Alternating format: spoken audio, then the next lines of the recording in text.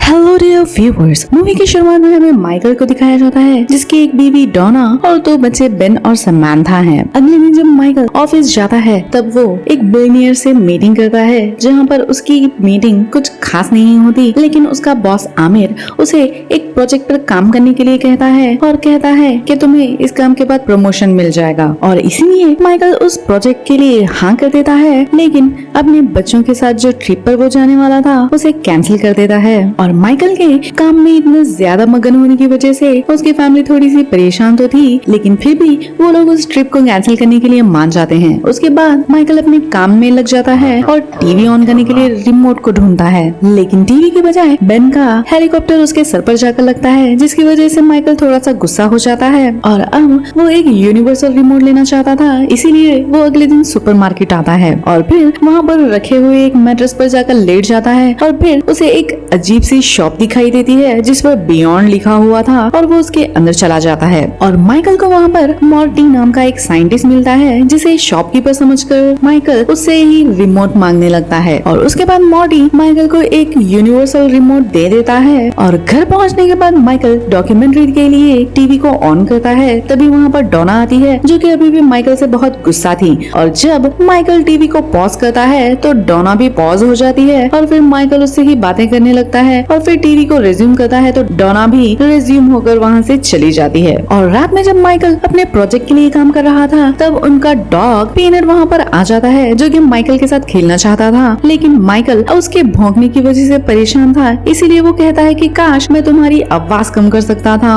और वो रिमोट से उसकी वॉल्यूम कम कर देता है और डॉग की वॉइस भी सच में कम हो जाती है, जिससे माइकल थोड़ा सा हैरान हो जाता है। और उसके बाद माइकल अपने डॉग को बाहर पॉटी कराने के लिए लेकर जाता है, लेकिन क्योंकि डॉग बहुत टाइम ले रहा था इसीलिए वो उसे रिमोट से फास्ट फॉरवर्ड कर देता है और ये देखकर तो अब माइकल भी बहुत परेशान हो गया था और अगले दिन सीधा वो मॉर्टी के पास जाता है, लेकिन उसे अभी भी इन सब चीजों पर यकीन नहीं था और इसीलिए माइकल को लगा कि ये सब उसके साथ प्रैंक हो रहा है, इसीलिए वो वहाँ पर कैमरे में अजीब सी हरकतें करने लगता है। उसके बाद मॉर्टी माइकल को बताता है कि ये कोई साधारण रिमोट नहीं है। मॉर्टी उसका मेन्यू बटन दबाता है, तब माइकल के सामने उसकी लाइफ के सभी सीन्स दिखाई देते हैं और मॉर्टी कहता है कि इस रिमोट की मदद से तुम अपनी लाइफ के किसी भी पार्ट को अच्छे से देख सकते हो। और हैरान होकर माइकल अपनी लाइफ के कुछ मोमेंट्स को देखता है और साथ ही वो अपने बचपन में भी चला जाता है जब उसके फादर एक कॉइन की ट्रिक बता रहे थे। और उसके बाद जब माइकल उसके घर जाता है तब डोना उसे बताती है कि उसने माइकल के पेरेंट्स को डिनर पर बुलाया है, जिसे माइकल ज्यादा खुश नहीं होता। और जब शाम में डिनर का टाइम होता है तब माइकल उस डिनर के सीन को ही फास्ट फॉरवर्ड कर देता है तो कुछ ही सेकंड में इनका डिनर भी फिनिश हो जाता है और वो फिर से अपने काम में लग जाता है। और उसके बाद डोना आकर माइकल से कल के लंच के बारे में बात करती है, लेकिन माइकल को इस बारे में कुछ पता नहीं होता। तब डोना कहती है कि तुमने डिनर के वक्त हमसे प्रॉमिस किया था कि तुम लंच पर चलोगे। तभी माइकल को ये बात बहुत अजीब लगती है और वो मॉर्टी को फोन करता है और तभी मॉर्टी वहाँ पर आकर माइकल को समझाता है कि जब भी तुम किसी चीज को फास्ट फॉरवर्ड करते हो तो तुम्हारी बॉडी तो वहाँ पर प्रेजेंट रहेगी, लेकिन तुम्हारा माइंड ऑटो पायलट पर चले जाएगा, यानी कि तुम्हें कुछ भी याद नहीं रहेगा। और उसके बाद जैसे माइकल को तो इस रिमोट की लत लग गई थी, वो हर चीज के लिए इस रिमोट को यूज करके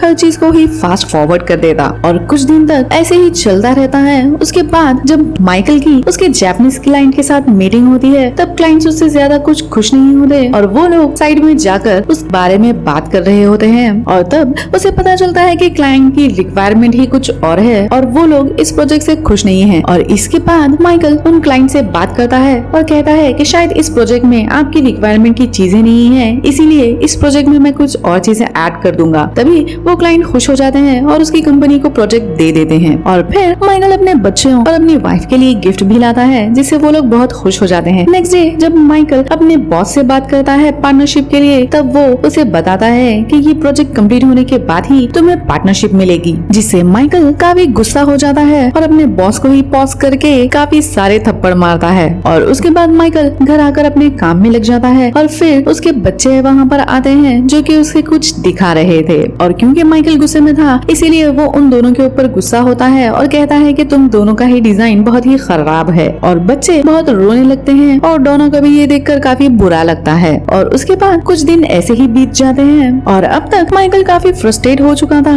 इसीलिए वो अपनी लाइफ को फास्ट फॉरवर्ड कर देता है और तब तक नहीं रुकता जब तक कि उसे प्रमोशन नहीं मिल जाता। और वो ठीक प्रमोशन की एक पार्टी में जाकर रुकता है और वहाँ पर उसका बॉस उसे प्रमोशन के लिए बधाई देता है और फिर माइकल अपने घर आ जाता है और उसके बाद वो उस रिमोट की हिस्ट्री चेक करता है तो उसे पता चलता है कि उसे प्रमोशन मिलने के लिए पूरा 1 साल लग गया। और तभी माइकल को पता चलता है कि इस 1 साल में उसके सभी रिश्ते खराब हो गए हैं और डोना भी उससे अब प्यार नहीं करती और साथ ही उसका जो डॉग था पीनट वो भी अब इस दुनिया में नहीं रहा, जिससे माइकल बहुत रोने लगता है। और फिर माइकल डोना से माफी मांगता है और कहता है कि मैं अब एक अच्छा इंसान बनकर दिखाऊंगा। के बाद रिमोट अपने आप को ही ऑटो फॉरवर्ड पे डालता है तो माइकल मॉटी को कॉल करता है तब मॉटी उसे बताता है कि ये एक स्पेशल फीचर है, यानी कि रिमोट अपनी मेमोरी से माइकल के प्रेफरेंस के हिसाब से उसे फॉरवर्ड कर रहा है, यानी अब तुम जब भी अपनी फैमिली के साथ टाइम स्पेंड करोगी वो रिमोट उस टाइम को फास्ट फॉरवर्ड कर देगा। और इस चीज से माइकल बहुत परेशान हो जाता है और उस रिमोट को मॉटी को दे देता है, लेकिन वो रिमोट वापस से माइकल के हाथ में ही आ जाता है और फिर माइकल उस रिमोट को तोड़ने की भी कोशिश करता है, लेकिन रिमोट वापस से फिर अपनी असली हालत में आ जाता है। और माइकल जब मॉटी को रिमोट वापस लेने के लिए कहता है तो मॉटी वहाँ से चला जाता है। और next day Michael fast forward होने के डर से बिना नहाए और कपड़े चेंज किए ही ऑफिस चला जाता है और उसका बॉस उससे पूछता है कि तुम इस तरह से ऑफिस क्यों आ गए हो। तब माइकल कहता है कि कपड़े चेंज करने में और नहाने में काफी ज्यादा टाइम वेस्ट होता है और उस टाइम में हम काफी ज्यादा काम कर सकते हैं, जिसकी वजह से बॉस बहुत खुश हो जाता है और वो अपना शर्ट भी उतार देता है और कहता है कि अगर तुम इसी तरह से काम करते रहे तो तुम शायद CEO भी बन जाओगे। और माइकल कहता है कि उसे उस दिन का इंतजार रहेगा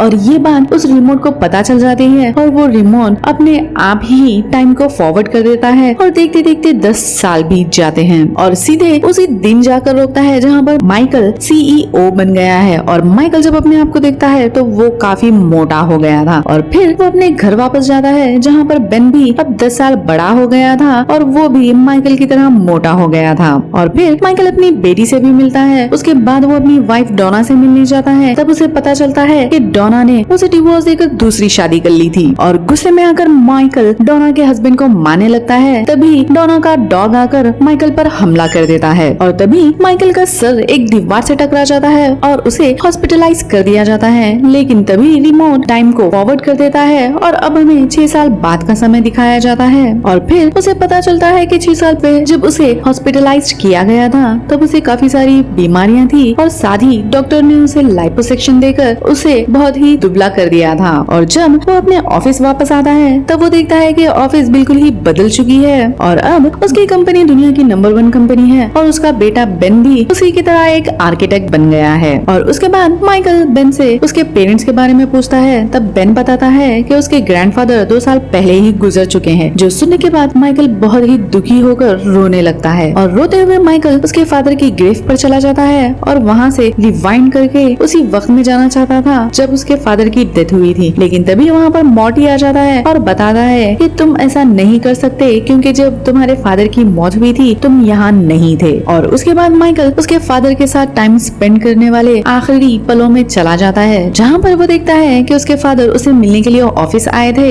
लेकिन माइकल बहुत ज्यादा बिजी था इसीलिए उनके साथ बहुत ही बुरा बिहेव करता है। और तभी माइकल उसके फादर को पॉज करता है और उनसे माफी मांगने लगता है। और उसके बाद माइकल को एहसास होता है कि उसने जिंदगी को बिल्कुल ही जिया नहीं। तभी फिर वो प्रेजेंट में वापस आता है और मॉटी से कहता है कि तुमने मुझे धोखा दिया है। तभी मॉटी रिवील करता है कि वो एक्चुअल में एक डेथ एंजल है और गुस्से में माइकल मॉटी पे अटैक करने के लिए जाता है, लेकिन मॉटी वहाँ से गायब हो जाता है। उसके बाद मॉटी रिमोट का एक बटन प्रेस करता है और वापस से वक्त में आगे आ जाता है। और इस दिन बेन की शादी हो रही होती है, सब कुछ सही था लेकिन समांथा उसके स्टेप डैड को ज्यादा पसंद करती थी। ये जानकर माइकल को काफी दुख होता है और इसी वजह से माइकल को हार्ट अटैक आ जाता है और उसे हॉस्पिटलाइज्ड किया जाता है। वहाँ पर बेन और समांथा माइकल से मिलने के लिए आते हैं और तब माइकल बेन से उसके हनीमून के बारे में पूछता है और तब बेन कहता है कि एक प्रोजेक्ट की वजह से उसने उसका हनीमून कैंसिल कर दिया है और उसके बाद माइकल को रियलाइज होता है कि बेन भी वही गलती कर रहा है जो कि माइकल ने की थी, यानी कि उसने फैमिली टाइम को इम्पोर्टेंट ही नहीं समझा और इसीलिए माइकल उस बेड से उठने की कोशिश करता है और हॉस्पिटल से बाहर आ जाता है। और फिर माइकल थोड़ी आगे जाकर वहाँ पर गिर जाता है, तभी बेन, समांथा, डोना और टीम भी वहाँ पर आ जाते हैं। और अब माइकल अपनी आखिरी सांसें गिन रहा था और माइकल कहता है कि फैमिली टाइम ही सबसे ज्यादा इम्पोर्टेंट होता है और तुम्हें कभी भी फैमिली को इग्नोर नहीं करना चाहिए। और तभी माइकल की डेथ हो जाती है और हम देखते हैं कि माइकल अभी भी उसी मैट्रेस पर सोया हुआ था जब वो रिमोट लेने के लिए आया था। और जब माइकल को ये रियलाइज होता है कि ये सब एक ड्रीम था तो वो बहुत खुश हो जाता है और वहाँ पर डांस करने लगता है। और उसके बाद माइकल सीधा उसके पेरेंट्स के घर पर जाता है और उनसे माफी मांगता है और फिर अपने घर वापस आता है। और सबसे पहले माइकल अपने बच्चों को ट्रिप पर जाने के लिए हाँ कर देता है, जिससे बच्चे बहुत खुश हो जाते हैं। और फिर माइकल डोना से भी माफी मांगता है और कहता है कि वो हमेशा उसी के साथ रहना चाहता है। और जब माइकल किचन में जाता है तब उसे वही रिमोट मिलता है और साथ ही मॉर्टी का लिखा हुआ एक नोट भी कि सभी को एक दूसरा मौका मिलना चाहिए और उम्मीद है कि इस बार तुम अपनी जिंदगी को अच्छे से स्पेंड करोगे। यानी कि माइकल को अपनी लाइफ जीने का एक सेकंड चांस मिल गया था। और यहीं पर ये मूवी एंड होती है। मिलते हैं अगली मूवी में, तब तक के लिए goodbye and thanks for watching.